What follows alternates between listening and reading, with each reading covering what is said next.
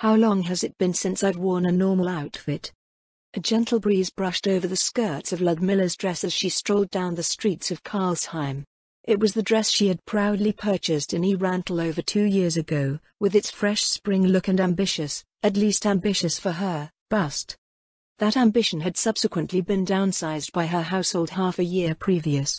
It was as if even Ludmilla's loyal retainers were telling her to give up on her hopes and dreams for greater feminine charm. At least Lady Shiltir had generously provided a secret weapon to help Ludmilla face her modest eternity.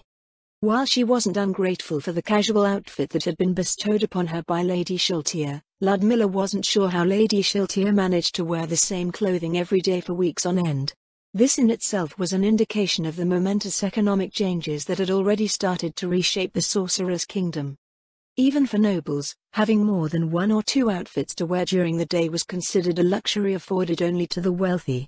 This usually meant city nobles and well-to-do merchants. As a rural aristocrat, Ludmilla had one regular outfit just a year previous. If it needed to be washed or mended, she did it in her shift.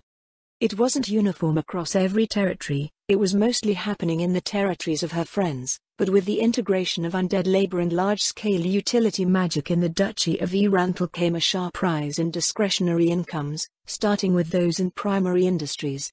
Farmers, woodsmen and quarry workers were suddenly possessed of far more discretionary wealth than their lords had just a season before. They had the coin and they wanted to spend it, and the already understocked markets were overwhelmed by the swarm of ravenous commoners throwing money at them. Many staple industries became luxury industries, many luxury goods became common goods. Prices for imports seemed to rise with no end in sight, while at the same time the seemingly inexorable collapse in export prices worried administrators to no end. Merchants and artisans worked furiously trying to sate the new appetite for everything. Ludmilla could only sigh in relief that her domain was isolated from the rest of the duchy. Still, the same fever had gripped them as well. New cuisine, fashion, furniture and all manner of magical devices were in demand. In terms of fashion, it meant that most women now had multiple outfits. Those in the city had one for each day of the week, which was utterly absurd. As a result, when in the Sorcerer's Kingdom, Ludmilla was left feeling more than a bit stale wearing her casual outfit every day, and she worried that others would see her unchanging wardrobe as odd. That her physical appearance fundamentally never changed already caused worries over how people would eventually perceive her existence. Her friends, closest retainers, the Sorcerer King and several of his servants already knew that she was an undead being, but it wasn't something that they disclosed to the public. Others who saw Ludmilla over the years would inevitably realize that something was amiss, but she felt that her perpetual undead state was better left unknown by the population at large. Time would accustom the Sorcerer's Kingdom's citizens to the diversity of its society, and trust in the benevolence of the Sorcerer King would grow to the point that a mortal becoming undead wouldn't be considered a cause for concern, or at least she hoped that would be the case. Ludmilla's decision to wear regular clothing had little to do with these weighty considerations, however. Since she was currently away from any place that might see conflict requiring protection beyond her natural defenses, she took advantage of the opportunity to put on a fresh look. It was certainly less flashy than what she usually wore, but this had the advantage of allowing more casual interactions in the places where she stopped to observe the Empire and converse with the locals. Wearing regular clothing came with its own challenges. No, it wasn't that regular clothing was challenging to wear, it was that magical equipment was too convenient. Enchanted equipment, be it weapons, armor, clothing or accessories, adjusted itself to the user. Not only did it do so in the way that it fit the wearer, but it could take on certain properties as well. This made movement effortless, and the physical effects of high-speed movement, such as riding on a dragon or solitaire, were negated by immunities and damage reduction. Magical clothing also would not tear or otherwise take damage without being subjected to damage that could affect their durability, such as sundering attacks. Ludmilla's movements were restricted in mundane garb, as she had to make sure not to accidentally cause damage to it with her greatly increased physical ability. Having something happen like catching her sleeve on a table corner would have the sleeve tear, drag the table along, or some result that combined the two outcomes. Ludmilla stopped at the window of a modest boutique, eyeing the fashions on display. An old solution was probably the best for her situation. With the limited number of outfits a person usually had in the region, accessories were what an individual used to appeal to others. Fresh flowers, a hairpin, comb or shawl, gloves or jewelry, boutiques were as much shops that sold accessories as they were shops that sold clothing. The Sorcerer King and his powerful vassals always mentioned things like equipment slots and how one was limited in what they could wear, but as far as Ludmilla knew, regular people had no such restrictions. Putting on a scarf or a shawl didn't seem to interfere with anything aside from them staying on if she quick-swapped from one set of equipment to the other. The need to do so would probably be a rare occurrence in places where she would wear such accessories, so it was an option that merited experimentation. After purchasing a few things from several shops along her meandering route, she followed the aromas of food to one of Karlsheim's plazas. As with every other busy part of the city, the decidedly irregular distribution of its population was on display.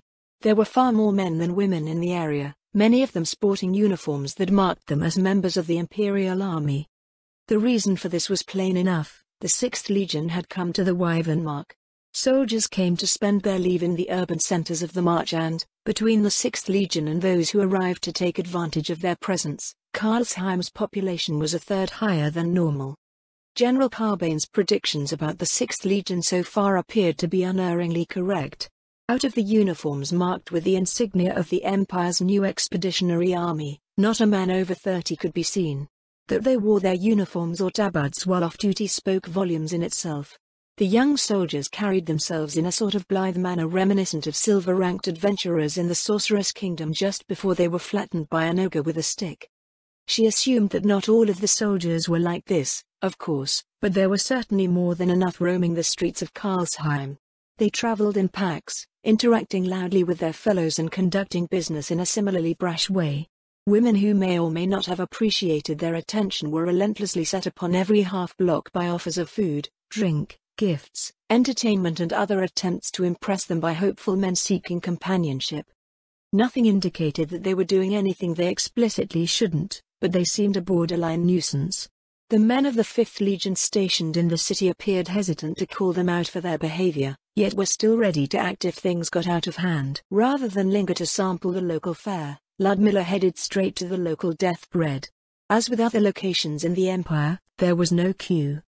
"Hold on a minute, miss," a voice called out to her. "I wouldn't go there if I were you." Ludmilla slowed and turned her attention to a tall, dark-haired young man leaning against the corner of a nearby building. Even without a direct assessment, she could already tell he was fairly strong as far as the average Imperial soldier went. The cowl that came with her magical equipment drastically enhanced her concealment abilities. Without it, she was about as stealthy as an upper silver rank ranger from the Sorceress Kingdom's Adventurer Guild. The distance from which he detected her in the busy city street put him on par with veteran Imperial knights in terms of his raw capabilities. Like many of the 6th Legion soldiers present in the city, he wore a tabard identifying his unit. Beneath it appeared to be the scale armor of a ranger. Despite his apparent strength, he had not yet been knighted. 4 men in identical tabards were gathered near him. They did not appear to notice her until she stopped to reply. "Why not? I won't have to wait, and the store appears to be a member of the Bakers Guild."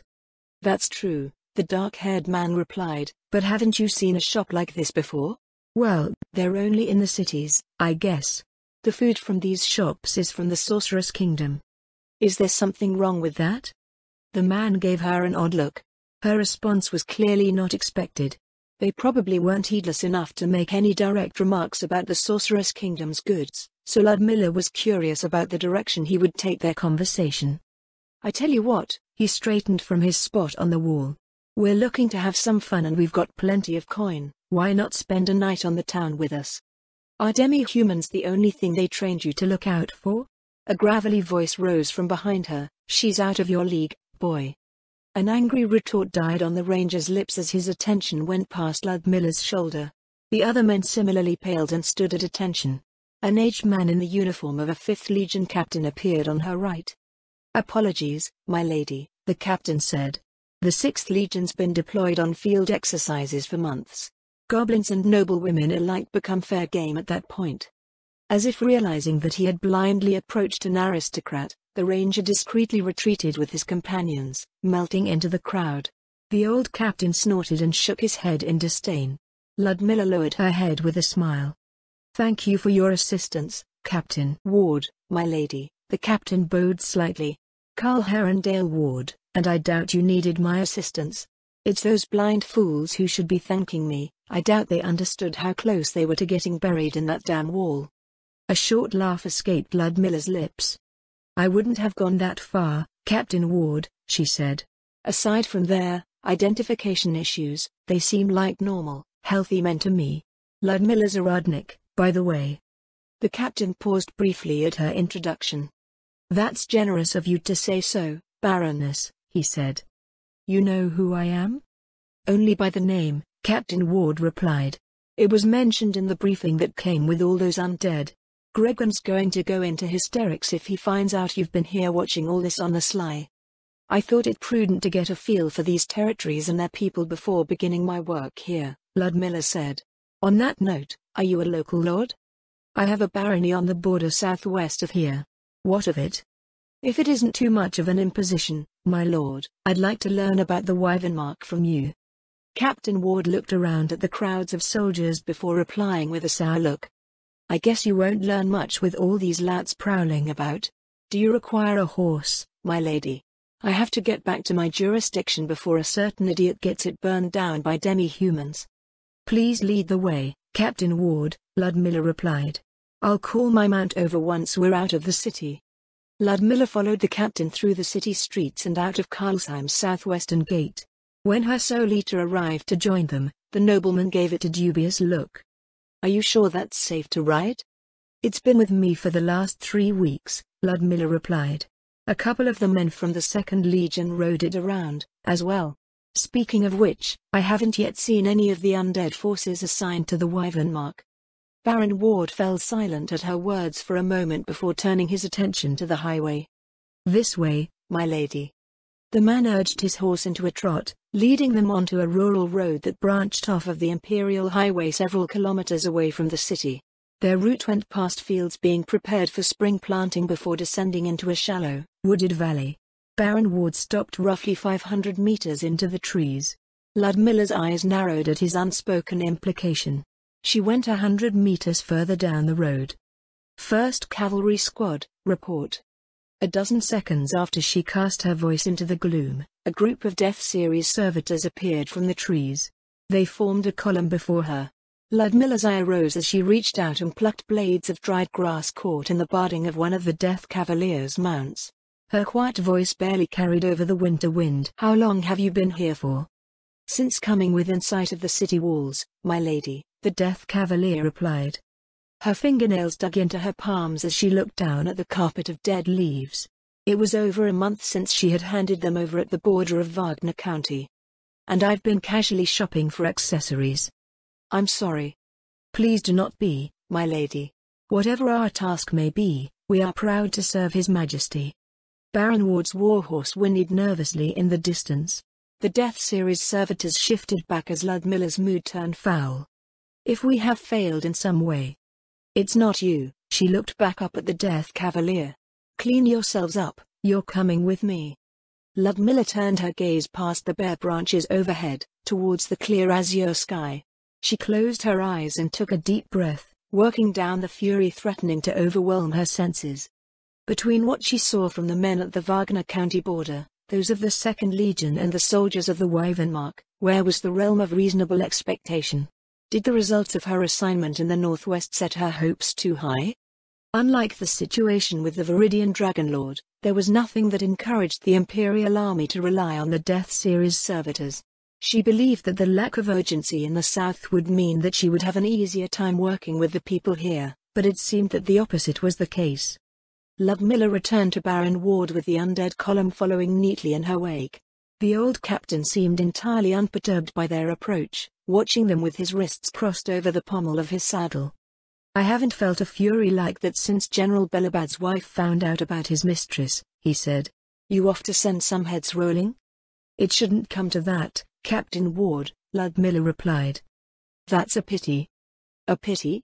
I'm an old man, my lady, the captain said. I've killed plenty and I've seen plenty killed. Dying by the hand of a beautiful woman isn't a bad way to go by my estimation. Well, I guess it's more than those villains in the 6th Legion deserve. The undead column following Ludmilla through the fields was about as conspicuous as one would expect, though it went by so quickly that few had time to react beyond scrambling for safety. With the undead and the Wyvern Mark sitting idle for over a month and their integration with the Imperial army essentially non-existent, Ludmilla spared little thought for their superficial and temporary reactions. They went around villages as going through them would slow their progress down. Aside from that, she let people think what they would, stewing in silence as they rode along.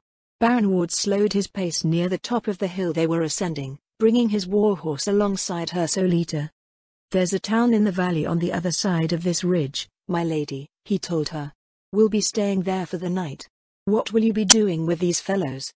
Will our accommodations be the local manor or the local garrison?" Once he learns of your arrival, the Baron's expression tightened. "Count Courts will insist on providing hospitality. You'll have to forgive my liege for his behavior while we're there."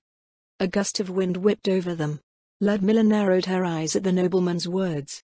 "Will Lord Courts be a problem?" Lord Ward's weathered face softened somewhat. He glanced over at her with a reproachful look. "It's clear that you're one of us," he said.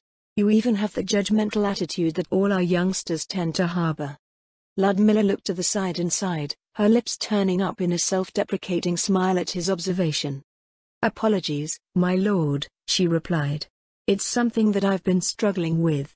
If they are around, my friends point it out whenever it becomes excessive, but this attitude always inevitably escapes to bludgeon whoever happens to be the subject of my attention at the time." "That's just the way it is," the Baron told her. "Frontier nobles are born and raised to focus on problems because the problems that we face place us in direct mortal peril. Learning how it hurts, how it helps, and harnessing the best elements of that nature is a part of growing up for all of us. As for Count Courts, his issues aren't explicitly malignant. The old lord passed just under 2 years ago, so he's still getting a handle on everything." By his tone, it appeared that Baron Ward was looking out for his young liege rather than being disparaging of him. She took a deep breath, realigning her mental stance. At least the aged noble was well aware of the challenges that faced Ludmilla when it came to how she weighed and measured the world around her. "Has House Ward always been under House Courts?" "Since before the Empire was the Empire," Lord Ward nodded. "We're all descended from the people that came out of the rubble here." The column crested the ridge and Ludmilla examined the town laid out below. Generations of gradual expansion were made clear from their vantage, but the patterns of construction suggested something that she had also noticed in the northwestern regions of the Empire. "Was this town built on top of something else, my lord?" "I did say that we were descended from the people that came out of the rubble, my lady. And the cause of that rubble was the demon gods." "The very same," the Baron nodded. "Let me guess, that temple schooling of yours taught you that the people here are descended from those who migrated from the theocracy after the demon god's rampage. Do you mean to say that it isn't true?" "It's true, in part. Some people came from the theocracy. Others came from the east, but most were survivors that lived here before that." This was a possibility that Ludmilla and her friends had considered. With the physical evidence and scattered records from Theo-Burkana as well as what they had seen in the Empire, they would be hard-pressed to refute the fact that humans did dwell in these lands before the appearance of the demon gods. The details, however, remained clouded and they still hadn't uncovered enough of the past to make anything but loose speculations. "If you know more about that history, my lord," she said, "I'd like to ask you about it when we have the opportunity." "Of course, my lady," Baron Ward replied. "It'll have to be some other day, however. Lord Courts will likely be taking advantage of the time he is with you." The town, which was named after its ruling house, was built on the junction of two imperial highways. Over 200 kilometers further west was Angelfort, while the northwestern route crossed south of the lake where Baroness Neuer's land was, eventually joining the highway between Angelfort and Darwinter. A small river meandered in from the southwest through a gentle valley populated by vineyards and orchards, running through the middle of Courts to flow northwest along the highway through similar landscapes beyond. Low mountains stretched across the southern horizon, their sparsely forested peaks already absent of any winter snow. Eyes tracing the modest stone wall ringing the town, Ludmilla wondered where she could put the undead cavalry squad. "How is Lord Courts's relationship with his people?" she asked. "That's one of those things he's still trying to get a handle on," Lord Ward answered, "so you shouldn't expect the townsfolk to have adamantite wills. Though we're in the marches, House Courts is a civilian house. It didn't take much to restore these lands, so they've been well developed for over a century. But they can reinforce their people, Yes, a noble's ability to bolster their subjects was something that Ludmilla and her friends had been trying to measure over the months and a subject of great interest to the Sorceress Kingdom's central administration. By comparing the data meticulously gathered and organized by their elder lich aides, they found that the civilian nobles who successfully harnessed their abilities provided greater economic benefits than Ludmilla did. This turned her into a less desirable noble from an economic standpoint, but the other nobles just saw that as common sense. She was a martial noble, and martial nobles served a distinctly separate role from civilian ones. The effect that Ludmilla had on her subjects was harder to qualify and quantify, as much of it did not appear to directly factor into the information that the elder lich administrators collected. This was further obfuscated by the idea that martial nobles were also commanders to a greater degree than civilian nobles, so the line between what the commander side of their job class offered and any unique benefits that stemmed specifically from being a martial noble was something that couldn't be drawn until the Sorceress Kingdom raised more pure commanders for the royal army. Roughly speaking, Ludmilla suspected that a martial noble's benefits revolved around their place as bastions of human society.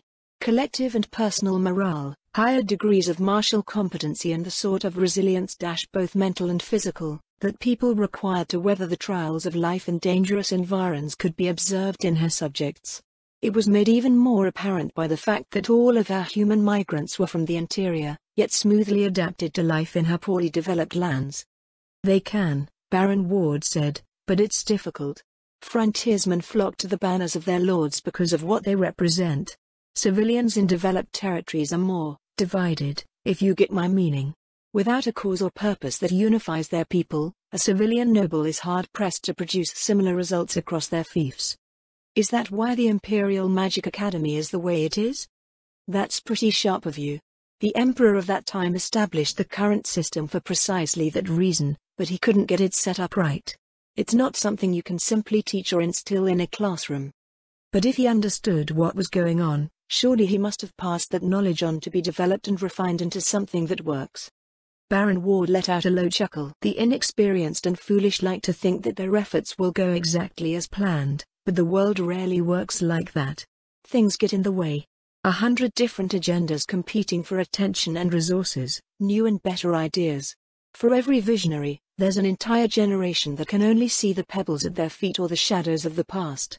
For all of his achievements, that emperor died a bitter man because he couldn't get the one thing he knew he had to finish finished. Dowager Duchess Gushman doesn't appear to share your opinion of that emperor. Oh, you've met that old goat, have you? Lord Ward raised an eyebrow. I'll tell you right now that she does. The emperor was divided between seeing to the empire's immediate, practical needs and what it would eventually need. The former won out. He realized too late that he had entrusted too much to a man who saw the empire as a project to help pursue his personal ambitions. By then, the empire was well on its way to being what you see today. The more I hear about Fluda Paradine, the less I like him, but is he really that terrible? Where is he right now? I don't know, my lord. Neither does anyone else, but I bet you he dropped the empire like a hot potato for some new and better thing. He's officially retired, but men like that don't just retire.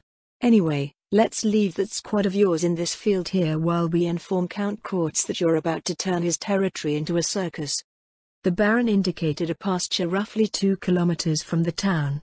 Ludmilla left the Death Series servitors and her Solita lined up along a fence not far from the highway. It couldn't be that bad. Ludmilla sent a look in the old nobleman's direction.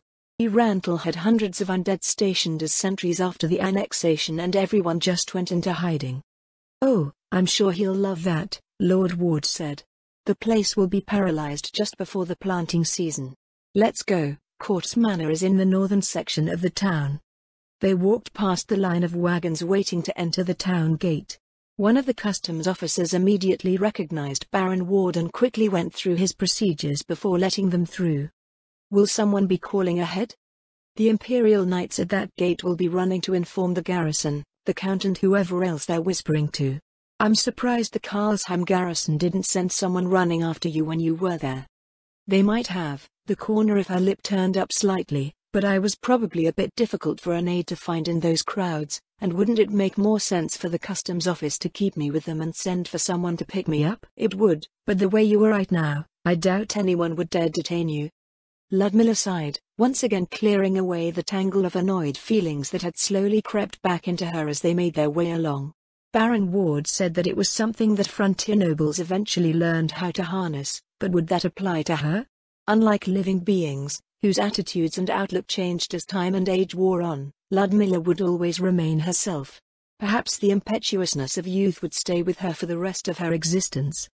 Much like her friends saw Dowager Duchess Gushmond as a venerable member of noble society to look up to, Ludmilla viewed Baron Ward in the same light, and she was already grateful for his insight.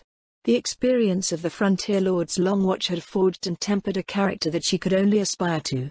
He was a mountain that stood tall and calmly weathered whatever the world sent his way. The man didn't even bat an eyelash at the undead. Ludmilla followed alongside him as he walked his warhorse along the cobblestone highway that also served as the main street of the town. They passed an alley where she noted several wagons being filled with tools not meant for timber or the local crops. "Is there a mine in the region somewhere?" she asked. "Orenstead," Lord Ward replied. "It's at the foot of those mountains that you see sticking out to the west of here. A whole slew of issues have risen around it recently." "What kind of issues?" "All of them. I'm sure Count Quartz will be more than happy to dump his worries in your lap. This way." They went right at the intersection of the two imperial highways, crossing over an old stone bridge before coming up to a walled estate built along the river's banks. Through the gate, a manor roughly twice as large as the guest manors in Erantal dominated carefully manicured grounds which were decidedly unassuming compared to what she had seen in our winter's first-class district.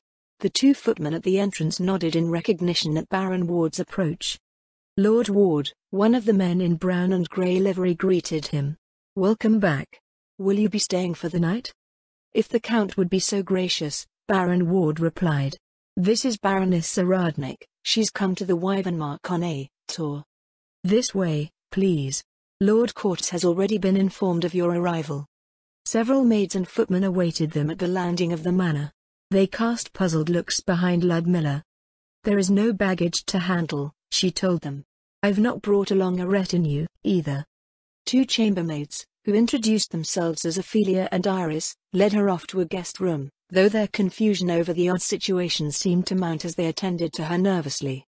Ludmilla could only make attempts at small talk as there was nothing for them to do. "Have you been with House Quartz for long?" she asked. "Oh yes, my lady," Ophelia, the elder of the maids, replied.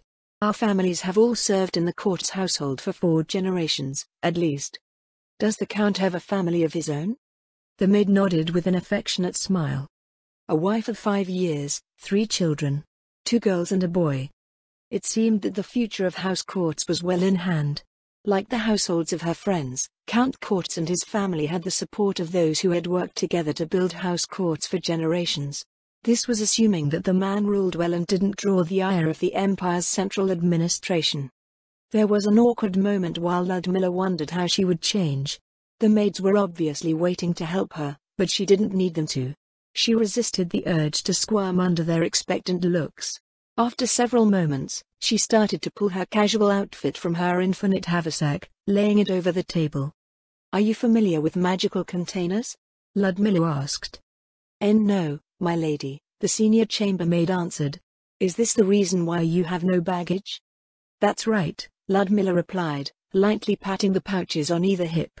"Between these 2 containers, I can carry quite a lot with a minimum of hassle, but I think they're also turning me into a pack rat." She finished pulling out the last of her clothing, then took a trooper's towel in hand. "Do you know what this is?" "Yes, my lady." "Does that mean you won't need a bath drawn?" Ludmilla nodded as the chambermaids started to figure out how her things fit together. They grew wide-eyed as they examined the magical garments.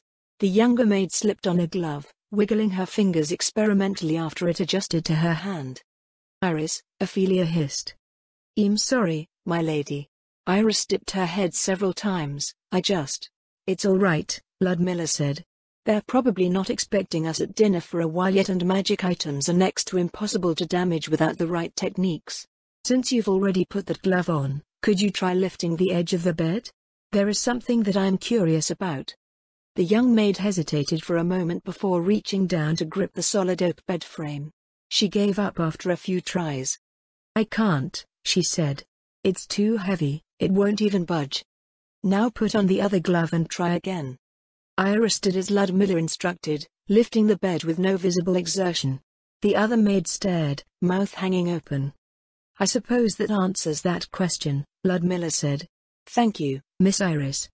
The chambermaid gingerly set down the bed, shifting it a few times as she tried to put it back exactly where it had been. Ludmilla idly wondered if Florine would pick up and throw Leanne when their mischievous friend misbehaved one day. Or maybe she already had. Is there anything we need to prepare for you at all, my lady? The senior chambermaid asked. No, thank you, Ludmilla answered. I'm traveling with Baron Ward and we'll be away in the morning, so these accommodations that you've provided are more than sufficient. Please thank the rest of the Court's household for their hospitality. To Ludmilla's surprise, Count Courts was a young man that couldn't have been more than a few years over 20. That he had only been married for 5 years hinted at this, but she merely assumed that there might have been some complications in his pursuit of family life. People like Lord Anok existed, after all. Countess Courts was present as well, seated beside her husband at a polished oak dining table set with large candles.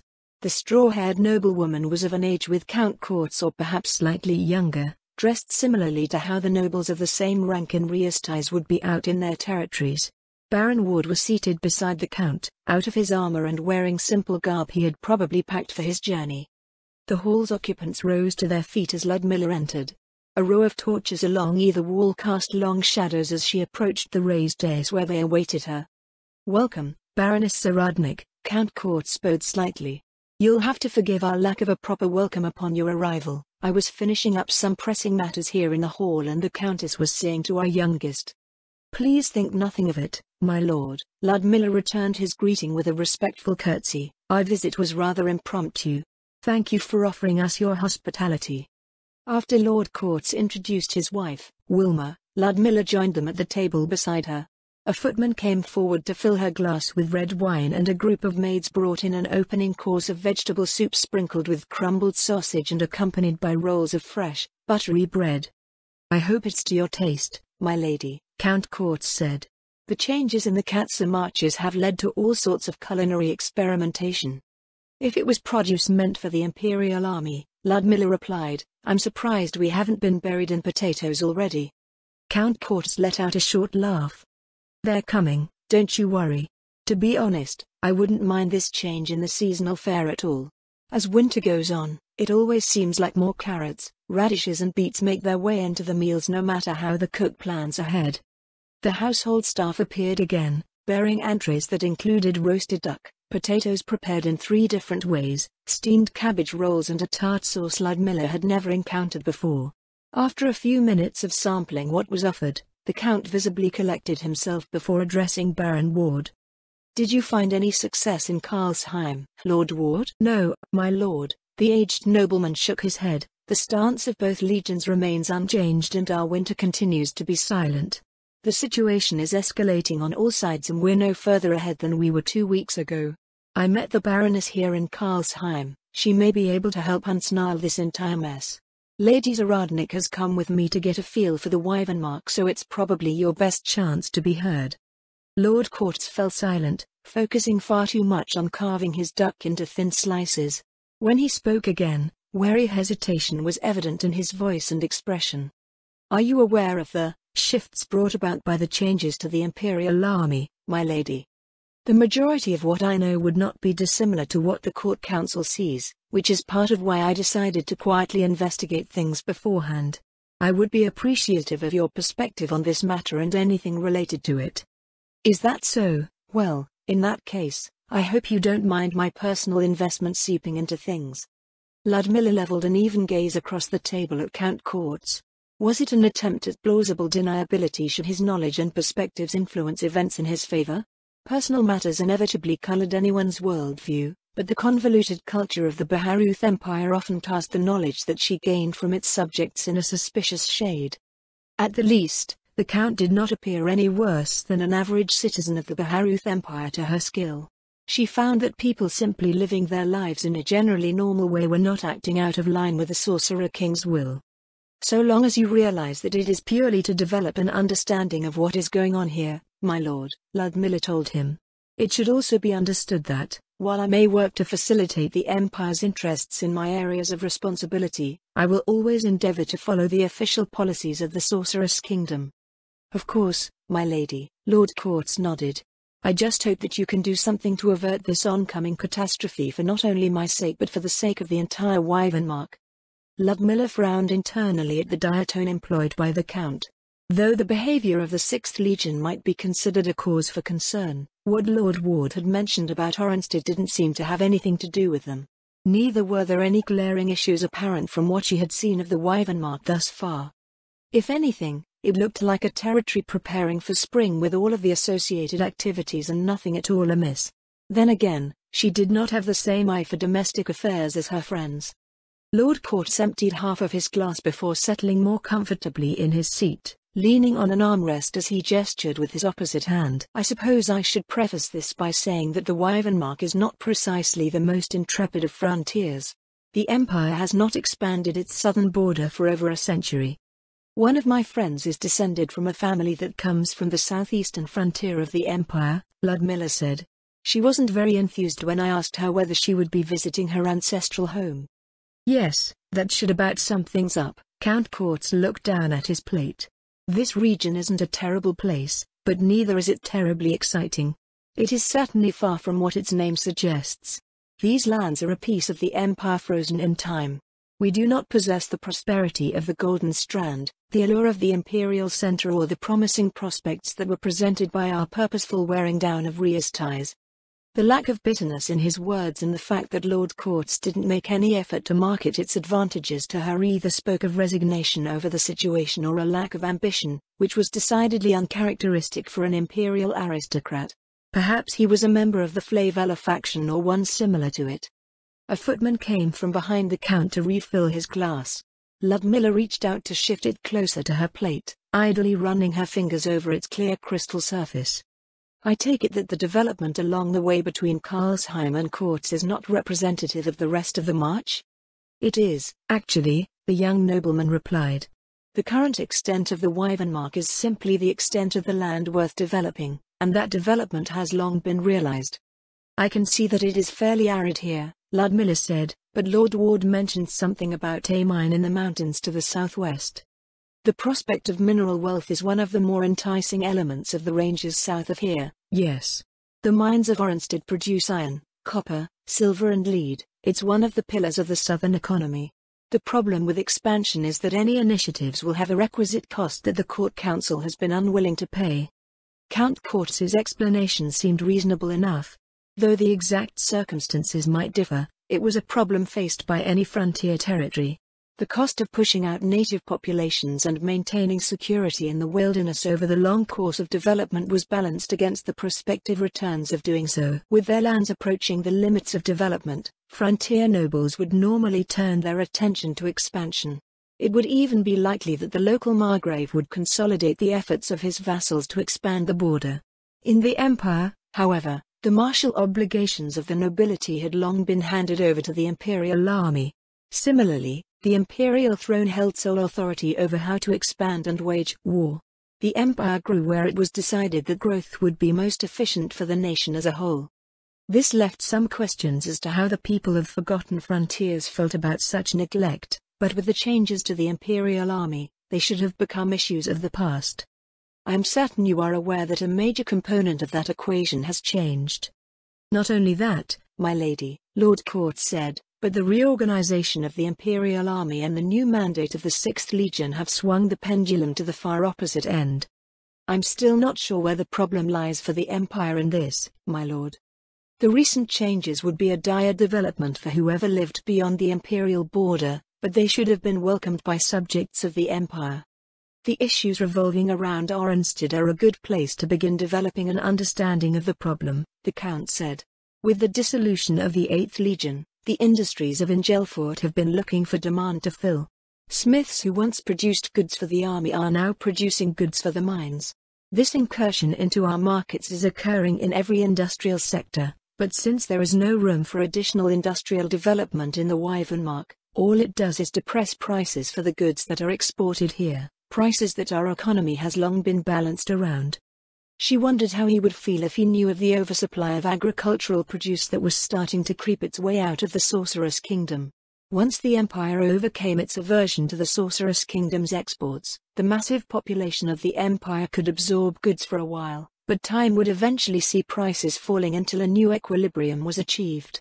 What do the guilds have to say about this? Each guild looks out for its own members, Lord Courts said.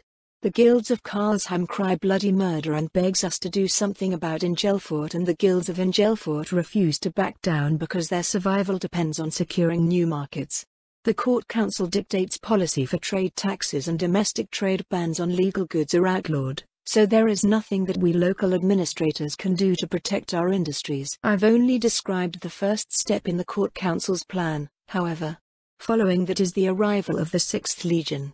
Not only are they bolstering the regional economy with their presence, but their activity is drawing goods and people here from other parts of the Empire, especially from the Katsa Marches and the poorest districts of our cities.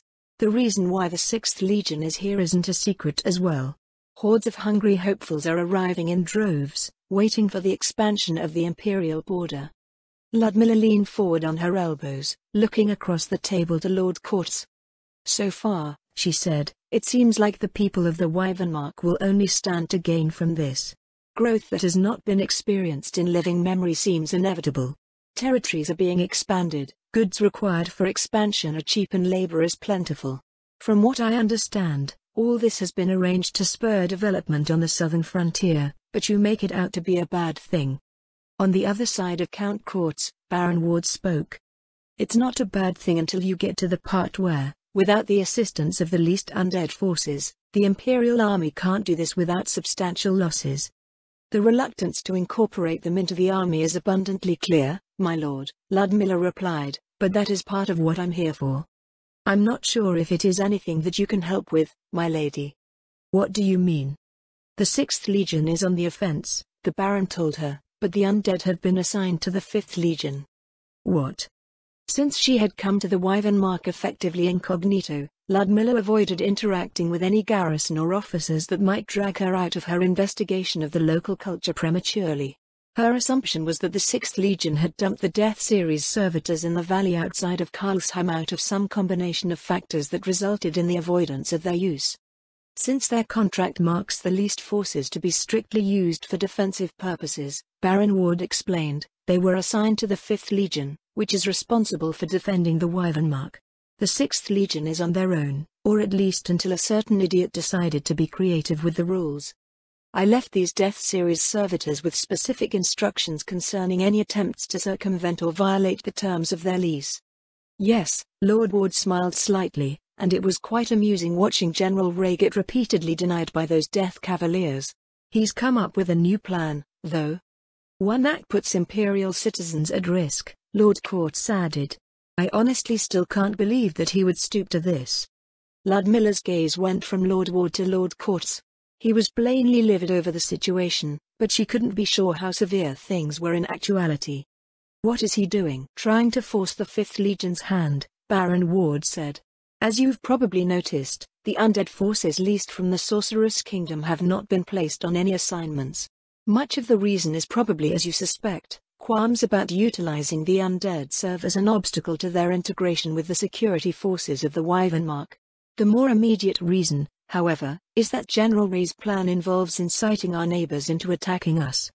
So the undead have been designated to a defensive deployment, and General Ray has decided to bait the nearby tribes into dying against those defenses. Yep. We've been in a stalemate where the 5th Legion refuses to validate his reckless actions by deploying the undead and facilitating his plan. Her tension dissipated, replaced by dumbfounded annoyance as she digested the full scope of what was going on. This is a uniquely stupid situation.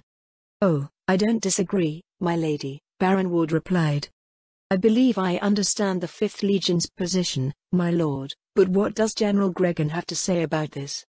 The 6th Legion has their orders. General Gregan and the other commanders don't like how General Ray is going about things. At the same time, they can't deny him the attempt. If we go along with General Ray's plan and deploy the undead to receive his presence, his success may spur the other commanders in the 6th Legion to follow his example.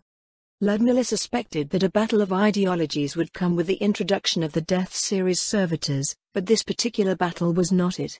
Even with General Carbane warning her of something to this effect, she had been unable to predict the present situation.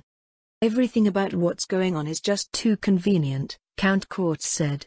"Or rather, the timing is too perfect. Starting from the reorganization of the Imperial Army, someone has been maneuvering the entire empire in an unfathomably astute and purposeful manner. Demographics, politics, our economies, public sentiment and military posture, it's as if we are being made to dance in the palm of someone's hand, and the sheer inertia of it all makes any resistance ultimately futile." "And now that everything's set up," Baron Ward said, "the 2nd Legion's resounding success in the blister has driven the 6th Legion into greater heights of fervor. They're all chomping at the bit to measure up and carve out their own slice of the pie, and then you show up, my lady, just like clockwork."